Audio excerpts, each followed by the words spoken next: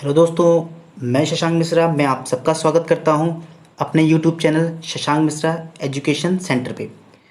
तो आज हम पढ़ने वाले हैं domestic and national concept of the income. मतलब जो इनकम होता है, हम पढ़ रहे हैं क्या, जो चैप्टर पढ़ रहे हैं उसका नाम नेशनल इनकम है।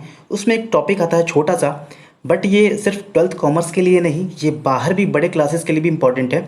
अगर आप सीए वगैरह करते हो तो उसमें भी आईपीसीसी और सीपीटी में कुछ कॉन्सेप्ट आते हैं, मेनली आईपीसीसी में आता है। तो इनकम टैक्स में थोड़ा सा मुलाकात मुलाकात होगी इससे। तो सबसे बड़ी चीज़ है कि इसका एक छोटा सा ही कॉन्सेप्ट है, पर इसकी मीनिंग बड़े हैं, आगे भी काम आने वाले हैं। अगर आप किसी बड़े लेवल के एग्ज़ाम की तैयारी करते हो तो वहाँ पर इकोनॉमिक्स में आते हैं। तो ये कॉन्सेप्ट क्या है, domestic and national concept of the income. मतलब इनकम कौन सा हमारा डोमेस्टिक होगा, कौन सा हमारा नेशनल इनकम होगा, आज हम ये पढ़ेंगे। ठीक है, तो पहले मैं इसको थोड़ा सा डिफाइन करता हूँ, फिर आगे मैं आपको बताता हूँ।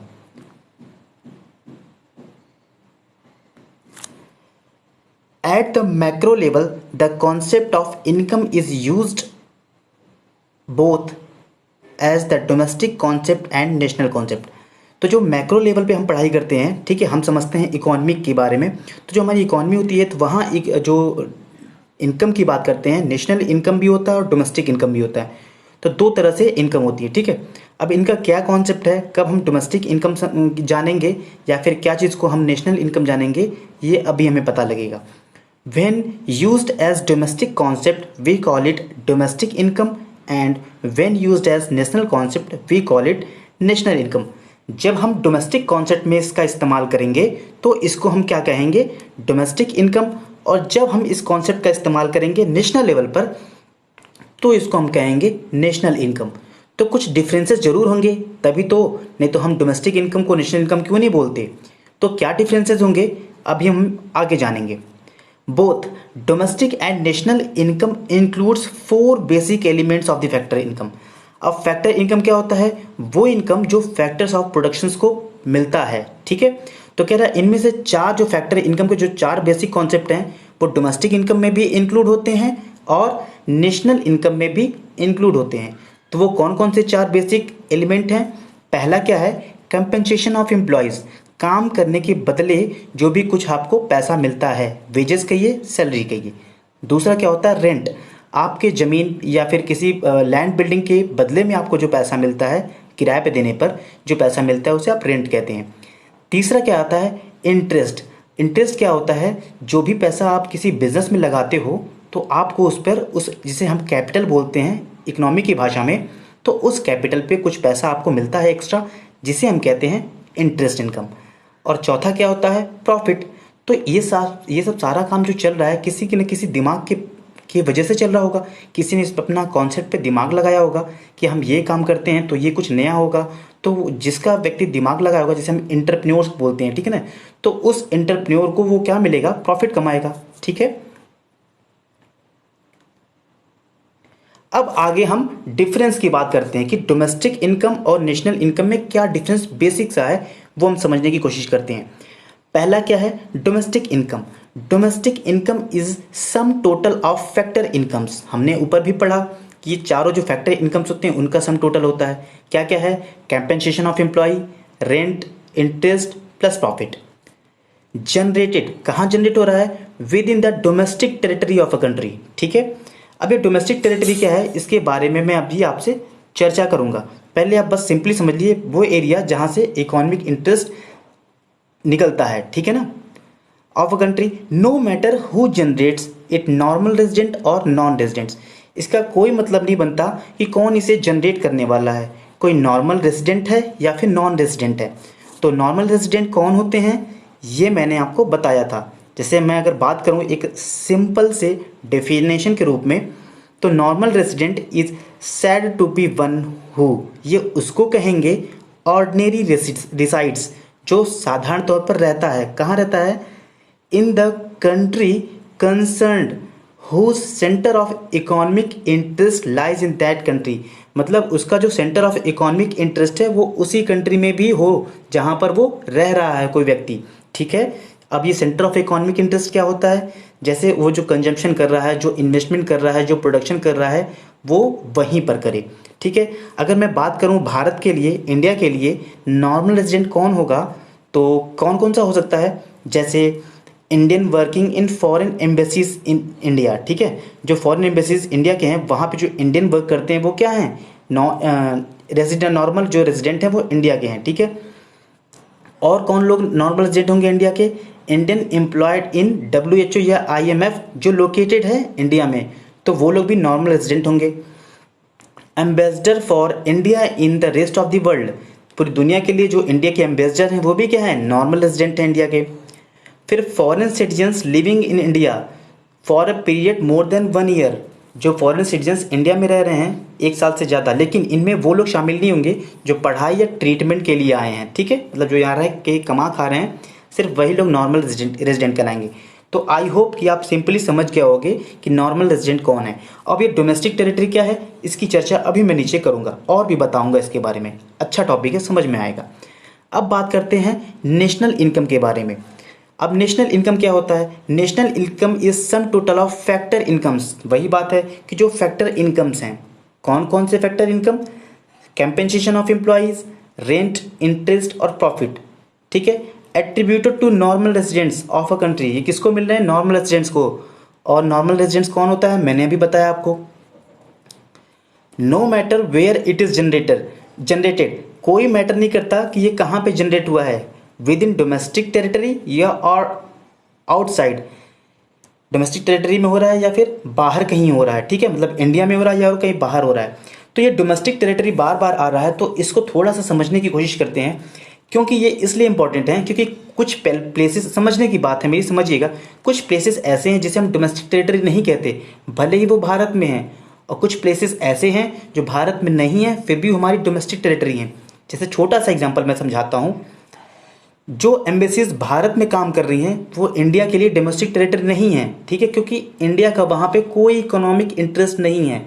लेकिन अगर कोई एम्बेसी कहाँ पे है, अमेरिका में है, तो वो क्या होगी, वो इंडिया की डोमेस्टिक टेरिटरी होगी। ठीक है, क्यों, क्योंकि वहाँ से इंडिया का इकोनॉमिक इंटरेस्ट आ रहा है। ठीक है, देखिए मेरे स्टूडेंट्स, मेरे दोस्तों, मैं पॉलिटिकल बाउंड्री की बात नहीं कर रहा, पॉलिटिकल बाउंड्री का तो इंडिया का ही है, मैं डोमेस्टिक टेरिटरी की बात कर रहा हूँ जो इकोनॉमिक्स में यूज़ करते हैं, मतलब जहाँ से centre of economic interest generate होगा। ठीक है, आगे भी हम समझते हैं। Domestic territory, in common language the domestic territory of a nation is understood to mean political territory of a nation. Common language में हम क्या समझते हैं कि ये कोई पॉलिटिकल टेरिटरी है, but in economics it refers to economic territory. लेकिन हम पढ़ाई इकोनॉमिक्स की कर रहे हैं, समझ इकोनॉमिक्स को रहे हैं, तो हम बात किसकी करेंगे, इकोनॉमिक टेरिटरी की बात करें। ठीक है, तो इसका पॉलिटिकल बाउंड्री से कोई मतलब नहीं। आगे मैं एक छोटा सा डेफिनेशन कोट किया हूँ, किसका, यूनाइटेड नेशंस का, मैं उसे पढ़ लेता हूँ ताकि आपको और क्लियरिफाई हो जाए। Economic territory is the geographical territory. ठीक है, ये जियोग्राफिकल टेरिटरी है administered by the government with in which person, goods और द कैपिटल सर्कुलेट फ्रीली, जहाँ पे जिस एरिया में पर्सनस हो या फिर गुड्स हैं या फिर कैपिटल वो फ्रीली सर्कुलेट हो जाए, वो सब एरिया क्या कहलाएगा, इकोनॉमिक टेरिटरी कहलाएगा। ठीक है, अब आगे हम समझते हैं डोमेस्टिक टेरिटरी या फिर इकोनॉमिक टेरिटरी कह सकते हैं। इसमें हम क्या क्या चीज़ें इंक्लूड करेंगे। ठीक है, तो 4 मेन चीज़ें हैं वो हम इंक्लूड करेंगे, वो 4 चीज़ें मैं बता दूंगा, तो आपको ये कभी भी मिसअंडरस्टूड नहीं होगा। देखिए, जनरल इन्फॉर्मेशन के लिए भी ये बहुत अच्छा टॉपिक है, क्योंकि आपको जब ये चारों जान जाएंगे तो फिर पता चलेगा कि ये इंपॉर्टेंट क्यों था। पहला क्या है, territory lying with the political frontiers including territorial waters of a country, मतलब जो territorial waters of a country है वो भी हम शामिल करते हैं। अब आप सोच रहे होंगे कि टेरिटोरियल वाटर क्या होता है, ये कौन सा समय आ गया, ये कौन सा चीज़ आ गया, तो मैं इसके बारे में बताता हूँ। ये जो पॉलिटिकल बाउंड्रीज होती हैं, देखिए जो टेरिटोरियल ज्यूरिडिक्शन है इंडिया का, वो एक्सटेंड करता है कहाँ पे, टेरिटोरियल वाटर में। अब ये वाटर क्या, मतलब ये कहाँ की बातें कर रहे हैं, जो पेनिनसुलर इंडिया है, भारत है ना, भारत के चारों ओर क्या समुद्र भी है, तो समुद्र का भी कुछ हिस्सा भारत का है। वो कौन सा है, वो मैं बात अब आपको बता रहा हूँ। मतलब हमारी जो बेस लाइन है, ठीक है, किनारा का जो कोस्टल प्लेन है, लाइन है, उस बेस लाइन से 12 नॉटिकल माइल्स तक हमारा जो है वो हमारा टेरिटोरियल वाटर है। ठीक है, वो हमारा, उसके बाद उस एरिया से, वो जो टेरिटोरियल वाटर है उससे 24 नॉटिकल माइल्स तक हमारा कॉन्टिग्यूअस जोन है, वो भी हमारा है। उसके बाद उस कॉन्टिग्यूअस जोन के बियॉन्ड 200 नॉटिकल माइल्स तक जो है वो एक्सक्लूसिव इकोनॉमिक जोन है, किसका? इंडिया का। मतलब वहाँ भी जो भी कुछ चीज़ें निकलेंगी उस पर पहला हक इंडिया का होगा। ठीक है, आगे दो और समझते हैं क्या क्या है, क्या क्या चीज़ें हम डोमेस्टिक टेरिटरी में इंक्लूड करेंगे। Ships and aircrafts operated by residents of a country across different parts of the world. जो शिप है, जो एयरक्राफ्ट है, जो हमारा रेसिडेंट क्या कर रहा है, ऑपरेट कर रहा है पूरी दुनिया में कहीं भी, वो भी क्या कहलाएगा? हमारा डोमेस्टिक टेरिटरी कहलाएगा। क्यों? क्योंकि हमारा इकोनॉमिक इंटरेस्ट भी वहाँ से जनरेट हो रहा है। जैसे एग्जाम्पल में समझ लेते हैं, Indian ships moving between Japan and Korea regularly और passenger planes operated by Air India between England and Canada are the part of the domestic territory. मतलब कोई इंडियन शिप है वो मूव कर रहा है, जापान और कोरिया के बीच मूव कर रहा है, तो भी वो हमारा क्या कहलाएगा? वो हमारा कहलाएगा domestic territory.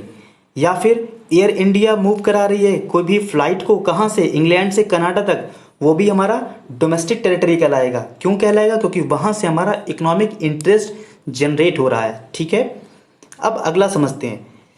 Fishing vessels, oil, natural gas rigs and floating platforms operated by the resident of the country in the international waters or engaged in extraction in areas which the country has exclusive right of exploitation।